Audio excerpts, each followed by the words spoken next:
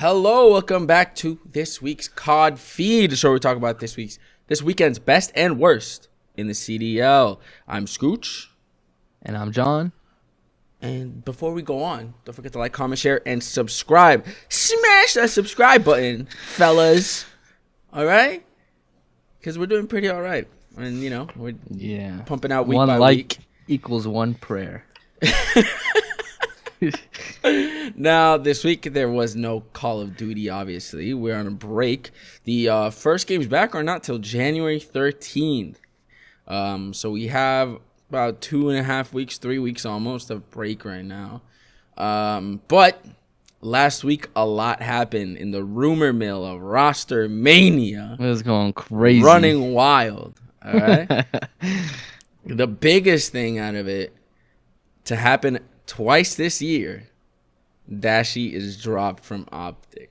Now, OpTic was the biggest news, biggest talk of the town. As we're going to get into some other topics with OpTic here, but the main thing is that they wanted to drop both Illy and Dashy and bring allegedly, and they wanted to bring in a new AR and a new main AR and a new sub. And Dashy kind of confirmed this, went on stream later on to say he's jobless, but he's going to run it back, and he's going to try to get his get back this season. Yeah, it's his revenge arc. Now, this is going to be probably a more opinionated COD feed than usual, mostly because we're also running off rumors. There have been barely anything factual has not really happened besides some Arcitys stuff that he confirmed. But other than that, there has not been a single, concrete thing that's happened. Yeah, so, OpTic drama started. They were going to drop Dashy and Illy. They were going to pick up Arcitys and Pred. Would have been disgusting, right? Pred, probably the best sub right now in the CDL, next to Shotzzy. And Arcitys was going to run it back as main AR, move Scump to a flex. And, that was the rumored roster. We had gotten some more rumors that because Arcitys is leaving, that LAG is now the rumor was they were basically bringing in their entire challengers team to play with Huke. So 3 of them were going to come up. But then, the rumor started kind of just being like, well, some people were like, no, some people were like, yes. Crone from CDL Intel was like, it's all misinformation. But then his way of saying it's misinformation was only because him and Scrim Intel have different sources. So he's like, oh, well, different sources, so he's wrong. Which really at the end of the day, they could all be wrong. Yeah, they could all be wrong, right? Anything can still happen. And Ben said it. Ben J. Nassim said it. He's been there, behind the scenes before, and these things can change every 30 minutes, right? So at the end of the day, they could both be wrong. Later on, Dashy goes on to say on stream, I believe this was the next day after everything had gotten, the flank went crazy, everything went crazy. On stream, he just says, I'm jobless. He's like, I guess I'm jobless. Says he wants to run it back. Says it's time, He's like, I got to keep playing. Which is weird considering I would have expected him to be on Valorant by now. I'm not going to lie. Yeah. To see him even playing Call of Duty was weird. How easy is it to get into a Valorant, though? Oh, Valorant no. Has its own struggles, right? I don't mean as a team. I don't mean in a team. I mean, playing? On stream. Yeah, I expected him to be playing on stream already. I'm not going to lie. Because anytime that there's been a break in the CDL, that's all he does on stream is play Valorant. Yeah. So it was weird to see him play. I guess he's trying to get picked up, so. You can't be streaming that. Yeah, you can't be streaming Valorant. Yeah, and then, so, all this happens. We go into Christmas with nothing concrete. Still no official changes, nothing. We come back. Gunless has now put his name out there. If OpTic wants to pick him up, I will say he was wrongfully dropped from LAG last season. I understand he didn't come back 100% after. I think he had a surgery because he was sick or something like that. I don't know. It was something to do something like surgery wise or something. He came back, and was he playing at his 100%? No, but he was good before. I think he started off the season really well. And he's not a terrible option. He did play with the Huntsman. He has some history with Hex and, and Scump and everything. So could he be an option? Yes. He is not signed to any team, not even as a sub, which is crazy to say that a pro is not even on a challengers team. Or ex-pro, I guess, a pro from last season, literally. My opinion, OpTic shouldn't have made any changes, really. There was no need to drop anyone. I honestly don't think anyone should make any changes this early. It's so early. I think they needed to work on their team play. I think from watching OpTic this season so far, and even towards the end of last season, the issue is, and I don't think it has anything to do with the coaching and more with the mentality of the players, that they feel like they need to be star players and like they need to be flashy every time they play. Yeah. Like, oh, I'm not doing good if I'm not, top fragging, or if I'm not getting quad feeds or whatever, you know what I mean? They're just playing too individual because they want to look good individually. Yeah, and I get it. Maybe it is like a pressure from higher ups, like, oh, this is how we should look, even if it's not direct pressure, but maybe like just in passing, they say things like, oh, we need to look this way, we need to play a certain way. But I do think they just needed to work on their team, just work on being more cohesive, maybe playing a little bit more together instead of having Shotzi running around the map the whole goddamn game. You know what I mean? Yeah. And then you have Illy kind of going off script every goddamn match. As soon as they pull ahead, he's already teabagging and shooting bodies. Like, and then that's their downfall.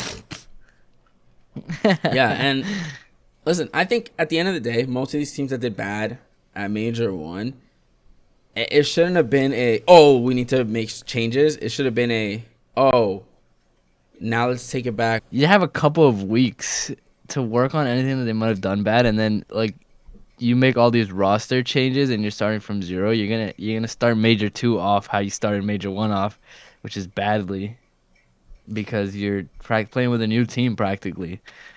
So why not just work on the team you already have? Yeah, no, I mean, I completely agree. I think that, first off, these teams aren't even looking at the fact that this is a 2-year game. We're not going to have a new game next season. It is this game and then this game again, Yeah.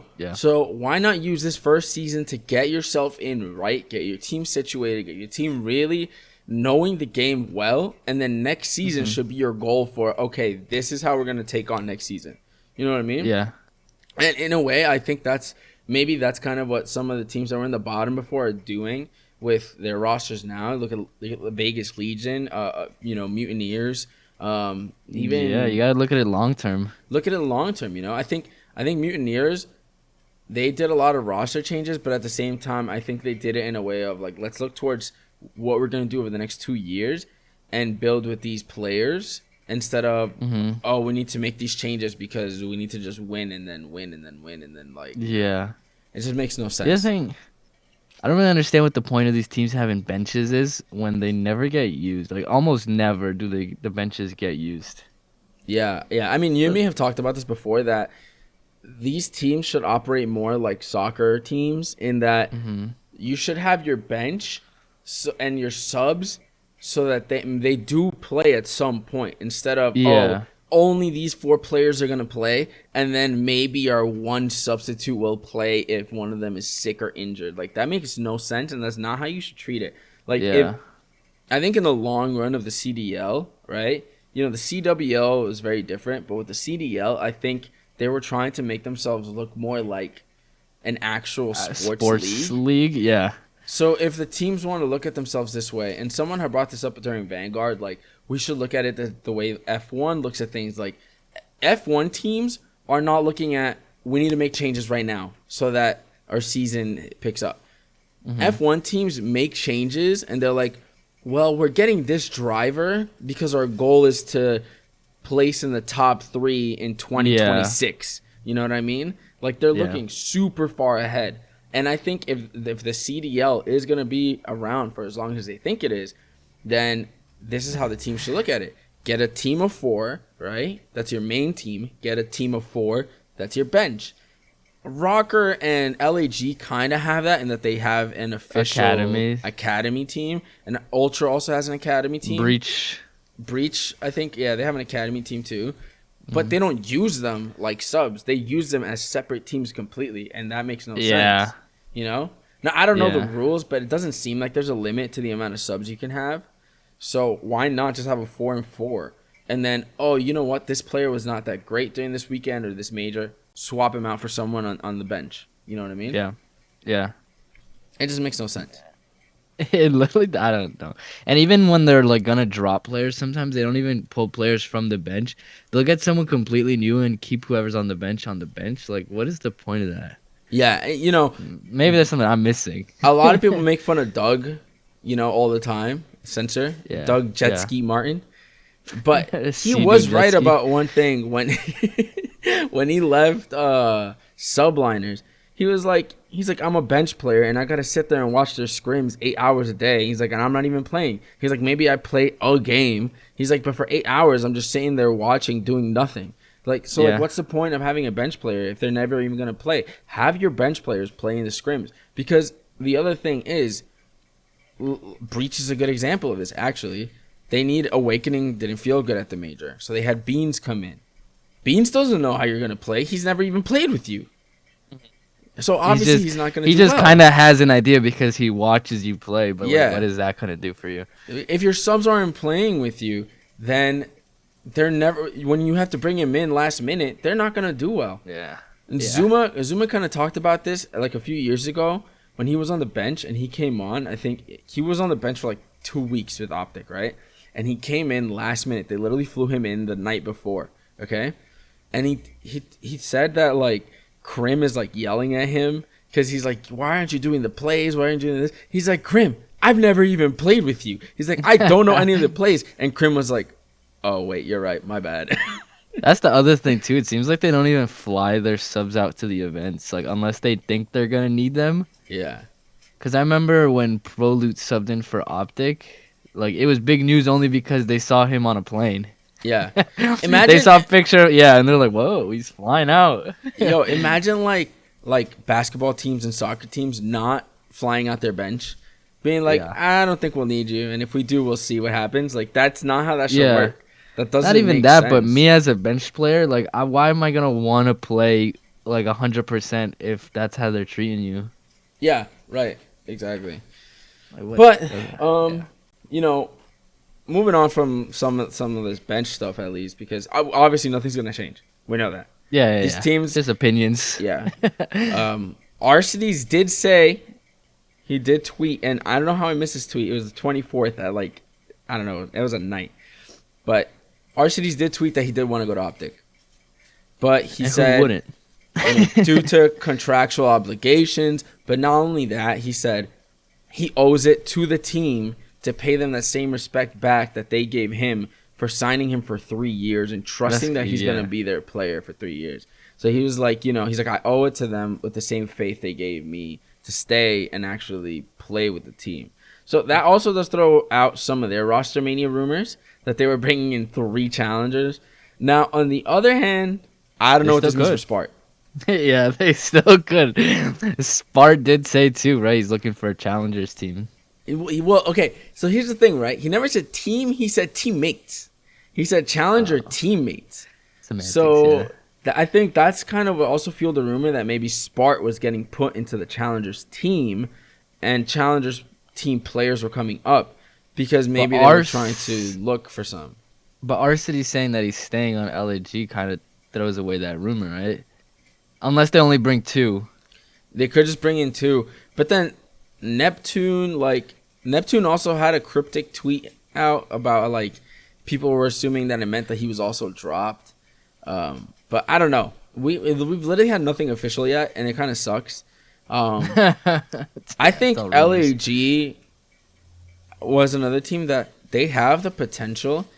It's just about the coaching, And I'm not saying the coaches are bad. It's just about getting your strats better, Like, all these teams just need to work on your strats. That's it. Stop, like, again, it goes back to they all want to have star players, and sometimes you don't Yeah. need star players. You just need a good team. Like Yeah. that's it. You know. um, look at Boston. You know, we just talked about Boston, but they crashed out almost as bad as LAG, and there has not been a single rumor about Boston Yeah. making any changes at all. No, it's confirmed that they're not doing. Yeah, Method said it. Yeah, Method said it on the flank. He's like, He kept confirming. He's like, we're not making any changes. All right. he's like, I can confirm that Boston is not making any changes.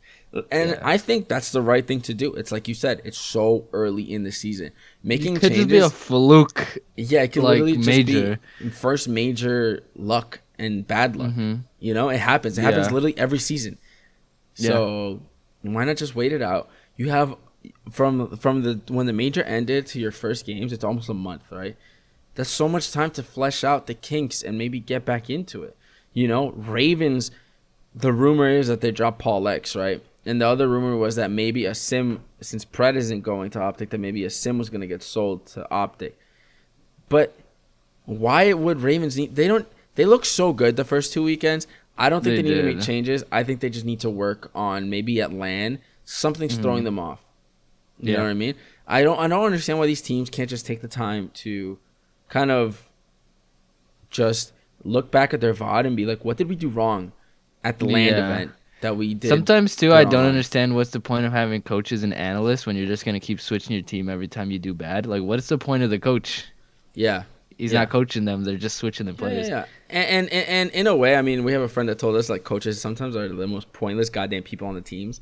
And I can see why for some teams. And maybe it's not the coach's fault totally. It's like you're saying. It's like, what input does the coach then have and the analyst have if they're going to keep just swapping players just because they feel like it, you know? Yeah. But the thing is, like, he can't even do his job at that point because he's going to keep coaching different people. Yeah. Exactly. There was also a lot of talk that there was a fifth team that was going to make changes because it was going to be Surge and OpTic obviously making changes. Ravens was going to drop Paul Lex, and that LAG was going to drop basically the whole team, right? But there was never a confirmed fifth team, or no one ever named the fifth team. But the rumor mill was that there was 5 teams making changes. So I was guessing that maybe it was Rocker because of how bad they did. Considering how on top they were the first 2 weekends. Now, look. Yeah. Right? Their first win against OpTic was kind of a chalked up win. Like, there wasn't a real win. You know what I mean? They were losing. But they still didn't play bad, though. But they still played so well the next game. Yeah. So and the next games they won like 3, right? 3 of their next games or 2? No, they won 2. So they went 3-1. One loss against Vegas, which, you know, we know how that turned out. And then they lost again. They lost again, yeah. Yeah. But on LAN, they did awful. Rocker was not good at all. They had glimpses of looking like an amazing team, but they kind of just were not there, you know? Yeah. I'm sure they were probably the other team because I can't really see any other team trying to make changes. Me either. You know, the only other team that we could have guessed is Boston, and we confirmed that they weren't. So, you know, there was what other 15 could it be besides Rocker? Mutineers is not making changes. Their team looks good. It's young players, and they're playing well. I think it's crazy, though, that half of the CDL is rumored to make changes to their team. Like, at that point, is it the teams or what's going on with the game here? Yeah, exactly. And you know, I think this goes back to kind of what I was saying is that all these teams are also making changes because like they want that one like super run and gun kill whore player. Like they want their Shotzi, they want their Pred. You know what I mean? Yeah. And I think that's also what's making these teams not succeed is that they're like Rocker has Afro, and they're like, Afro, they're probably like, he's got to be the one to go around and get all these kills and go crazy, you know? And then Ravens has a sim. He's going around going insane. Faze has Cellium. Surge has Pred. OpTic has Shotzi. You know? Like, there's just a lot of these teams doing that. And I think at the end of the day, that kind of is where they're failing. Is they don't have a team. It's we have a star player and 3 other players. Which leads us into our final topic for the night. Cellium is a flop. That's an opinion. No, I'm kidding. Cellium, apparently a lot of people are starting to say, you know, do I agree? Perhaps. Cellium is the problem for Faze, and that's why they will never win. Their streak continues of making it to almost the end of an event and not winning at all, you know? Yeah, getting really close and not winning. I could see that, but I don't know if there's a single player to blame. Well, I think so. Yeah. Standy was talking about this on Maven and Merc's podcast, which is that sometimes a lot of these teams are starting to talk about the fact that playing Faze is getting easier and easier, just because you can kind of tell what's going to happen when you're playing them, and that Cellium is going to be on the other side of the map, like a heady or snaking or camping something, and then the rest of the team is going to be on the other side of the map. So if you can just seclude the rest of the team, it's a 4v3 for the most part because Cellium is somewhere else. And he said now it's starting to be a thing where teams will avoid certain areas because they know if there's a heady there, Cellium is most likely there. 100%. But I feel like that's such an easy fix for Faze. Like, you can't really... Cellium, I think Cellium knows how to play the game, right? Yeah. I don't know. Personally, I thought he was probably the best player on Vanguard. Yeah. If he wanted to be. Yeah. I just think you just gotta want it. My opinion is that he's a terrible player. I think he's terrible at the game. He just doesn't know. Nah, I'm playing. Yeah. I think I agree. I don't think it's a Cellium problem. I think it goes back to what I was saying, that all these teams want that player. You know? Yeah. That's just top fragging and not actually playing the objective. And it's like you said, it's an easy change. Just tell him not to do it, and that's it. Well, also last season, Cellium was the only one that liked the game. Remember, true. No one else wanted to play, so I'm assuming after that, he was like, I'm just going to play for myself. Yeah. Because the rest of the team doesn't want to play. Yeah. Yeah, that probably built like a culture of like, well, I'm the only one enjoying it, so I might as well just play for myself. Exactly, yeah. And they were consistent all of last season. Because from what some people have been analyzing about the Faze games, and I'm sure you could apply this to a lot of other teams as well, is that you'll be watching, and then because of the way Cellium is playing, then Simp has to cover some open, just blank spots that no one's covering. So he has to kind of float around also in order to cover that area. And it's kind of throwing Simp off his game. And then because of that, Obizi can't play at his full because they're a duo. So then, they can't play off each other because Simp has to go and cover something else. So it's like, Cellium isn't the problem. I think it's the way these teams are playing in general, all these teams. Yeah. But I think Faze really has one of the easiest fixes out of any other team. 100%. I think they're the most consistent looking team. Yeah, they're not winning, but they're consistently getting to grand finals or winners finals. So it's not a big deal, I would say, but they do need to break that streak eventually this season. You can't go all of Vanguard, and then you're going to go all of season 1 of Modern Warfare 2 just getting to 3rd or 2nd place and then not getting a win. I would like to say I hope I see them win soon, but I would like to see Vegas Legion win first. You know what I mean? Get them their dub. If all these roster changes happen, I think it's gonna be easier for Legion to to do 100%. Something. Or any other team that hasn't made a change. Yeah, I mean, I guess we'll see what happens after this week. I'm gonna assume any roster changes, we're not gonna see anything until after the new year. I don't think we'll see anything, this week. Probably towards when the next qualifiers start. We'll actually hear more stuff. So the 13th is the first day of games. I'm going to assume the week before we're probably going to start hearing stuff. I think they're avoiding dropping people on the holidays because it's kind of sucky, to get dropped on New Year's or Christmas or just around the holiday season in general. So I think they're probably just waiting till January to make any changes. Yeah, probably. I think we're going to hear a lot more rumors for sure. But I think that's so far this is all that's happened. I mean, it is a lot of drama, a lot of rumors, a lot of fake news, a lot of misinformation. That's all it is, just rumors. Yeah. But it was exciting for a few days. To just be in the scene and just watch everything play out is crazy, insane. Yeah. But I think that's all for this episode, guys. Right? You got anything else to add? No, hopefully we have some concrete things to talk about next week, Yeah. not just But rumors. until then, guys, don't forget to like, comment, share, subscribe, and let us know what you thought about all the fake roster mania rumors down below. Do you think RC should go to OpTic? Do you think OpTic should still push for a big player? Let us know down below, you know? Until next time, I'm Scooch. And I'm John. And we'll see you guys on the next one. Peace out. Peace.